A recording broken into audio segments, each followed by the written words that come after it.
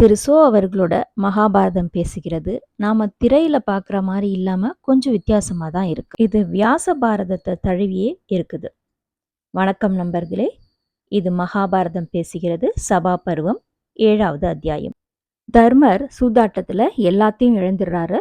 தன் தம்பிகளையும் தன்னையும் கூட இழந்துடுறாரு. அதோட அவர் நிறுத்ததுல சகுனியோட தூண்டுதல் பேர்ல திரௌபதியும் வச்சு சூதாடுறாரு.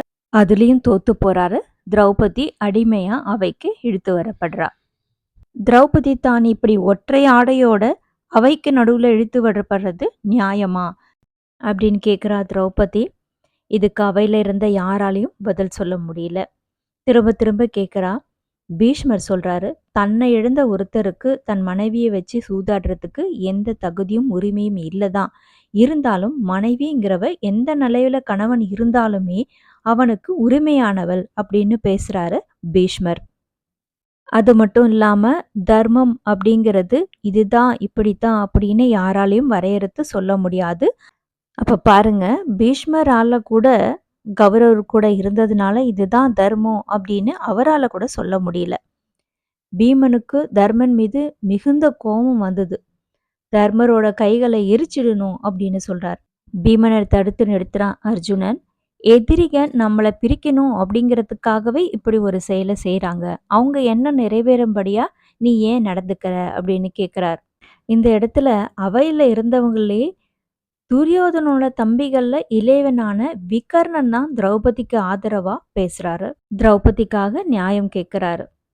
இதை பார்த்த கர்ணனுக்கு கோபம் வருது. கர்ணன் விகர்ணனை பார்த்து, நீ உன் பிறந்த குலத்தையே அழிக்க நினைக்கிற, எல்லாம் அறிந்த பெரியவன் போல பேசாத, வாய மூடு அப்படின்னு சொல்றாரு விகர்ணர் பார்த்து கர்ணன். சகுனி என்னதான் திரௌபதியை பந்தயமா வைக்க சொன்னாலும் தர்மர் அதை ஏத்துக்கிட்டு தானே ஆடினாரு அப்படின்னு சொன்ன கர்ணன் துச்சாசனனை பார்த்து, நீ போய் பாண்டவர் மீது இருக்கிற ஆடையும் திரௌபதி மேலே இருக்கிற ஆடையும் அவிழ்த்து விடு அப்படின்னு சொல்றாரு. நாம கர்ணனை கொடை வள்ளலாவே பார்த்துருக்கோம் திரையிலலாம். ஆனா அந்த கர்ணன் தான் திரௌபதியை அவைக்கு முன்னாடி அவமானப்படுத்தினது.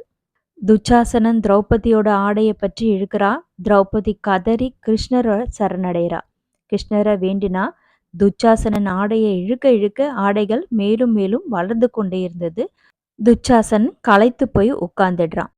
பீமன் துரியோதனா, உன்னுடைய தொடையை பிளந்து யுத்தத்துல உன்னை மாய்ப்பேன் அப்படின்னு சொல்றாரு. விதுரர் சபையோர் முன்னாடி நியாயம் கேட்கிறாரு, முறையிடுறாரு. ஆனா அதுக்கு பதில் எதுவுமே கிடைக்கல. திருதராஷ்டிரரும் அமைதியாவே இருந்தாரு. பீமன் துரியோதனனை நான் கொல்வேன், அர்ஜுனன் கர்ணனை கொல்வான், சூதில் தேர்ந்த சகுனிய சகாதேவன் கொல்வான், யுத்தத்தில் தெய்வங்கள் இதை சாதித்து தரும் அப்படின்னு சபதம் செய்கிறார். அர்ஜுனனும் கர்ணனை கொல்வதாக சபதம் எடுக்கிறான். இவ்வளவு நேரம் அமைதியாவே இருந்த திருதராஷ்டிரன், துரியோதனா புத்தி இல்லாதவனே, இந்த சபையில ஒரு பெண்ணை இப்படியா நடத்துறது அப்படின்னு கேட்குறாரு. அது மட்டும் இல்லாம திரௌபதிக்கு என்ன வரம் வேண்டும் அப்படின்னு கேட்குறாரு திருதராஷ்டிரன். திரௌபதி தர்மபுத்திரன் அடிமையாக்க கூடாது அப்படின்னு வரம் கேட்குறா. அது மட்டும் இல்ல, பாண்டவர்கள் மற்ற 4வரையும் கூட அடிமையாக்க கூடாது அப்படின்னு கேட்குறாங்க திரௌபதி. திருதராஷ்டிரன் அந்த வரத்தையும் கொடுக்கறாரு. மேலும் வரம் கேட்கும்படி சொல்றார். திரௌபதி மறுத்துடுறாங்க. ஒரு பெண்ணோட தயவுனால நீங்க தப்பிக்கிறீங்க அப்படின்னு பாண்டவர்களை பார்த்து கேலி பேசுறான் கர்ணன். இதை பார்த்து கோபம் அடைக்கிறான் பீமன். அதை தடுக்கிறாரு தர்மர். இந்திரபிரஸ்தம் திரும்பும்படி திருதராஷ்டிரன் கேட்டுக்கிறான். அவங்க இழந்த செல்வத்தெல்லாம் திரும்பியும் கொடுத்துடுறான். பாண்டவர்கள் தங்களோட நாடுக்கு திரும்புறாங்க. கர்ணன், சகுனி, துரியோதனன் இவங்களுக்கெல்லாம் திருதராஷ்டிரன் மேல கோபம் வருது. சரி, இதுல என்னென்னலாம் புதுசா இருக்கு, மற்ற பாரதத்துல இல்லாம இதுல என்ன புதுசா இருக்கு பார்க்கலாம். பாண்டவர்களை அடக்க நினைச்ச துரியோதனுக்கு சகுனி எடுத்து எடுப்புலே சூதாட்ட யோசனையை சொல்லல. முதல்ல நல்ல புத்தி தான் சொன்னார். ஆனா துரியோதனன் அதை மறுத்த போது துரியோதனனை மகிழ்விக்கிறதுக்காக தான் அவர் இந்த சூதாட்ட யோசனையே சொன்னார். திருதராஷ்டிரன் முதல்ல அந்த சூதாட்டம் நடத்துக்க ஏத்துக்கல அப்படின்னாலும் பின்னாடி ஒரு சபலத்தினால அதை ஏத்துக்கிட்டார். தர்மரை பொறுத்த வரைக்கும் சூதாட்டத்துல விருப்பம் உடையவர் அப்படின்றது தெளிவாவே சொல்லியிருக்காங்க. அதனால இந்த மோசம் நடந்ததற்கு காரணம் மொத்தமா கௌரவர்கள் மட்டும் இல்ல, பாண்டவர்களோட சபலமும் தான் அப்படின்னு சொல்றாங்க. அது மட்டும் இல்லாம திரௌபதியோட ஆடைய களைய சொன்னதும் துரியோதனன் இல்ல, கர்ணன் தான். அவள மிக கடுமையாக பேசினதும் துரியோதனன் இல்ல, கர்ணன் தான். ஐவரை மணந்தவள் அப்படின்னு இகழ்ந்து பேசினதும் கர்ணன் தான். இந்த சபையை பொறுத்த வரைக்கும் எல்லாமே நியாயம் பேச பயந்தவங்களா தான் இருந்தாங்க. பீஷ்மர் கூட தர்மத்தை உறுதியா சொல்ல துணிச்சல் இல்லாதவரா தான் இருந்தாங்க. அது மட்டும் இல்லாம குருமார்களான துரோணர், கிருபாச்சாரியார் போன்றவர்கள் கூட அந்த நடந்த கொடுமையை எதிர்த்து பேசல.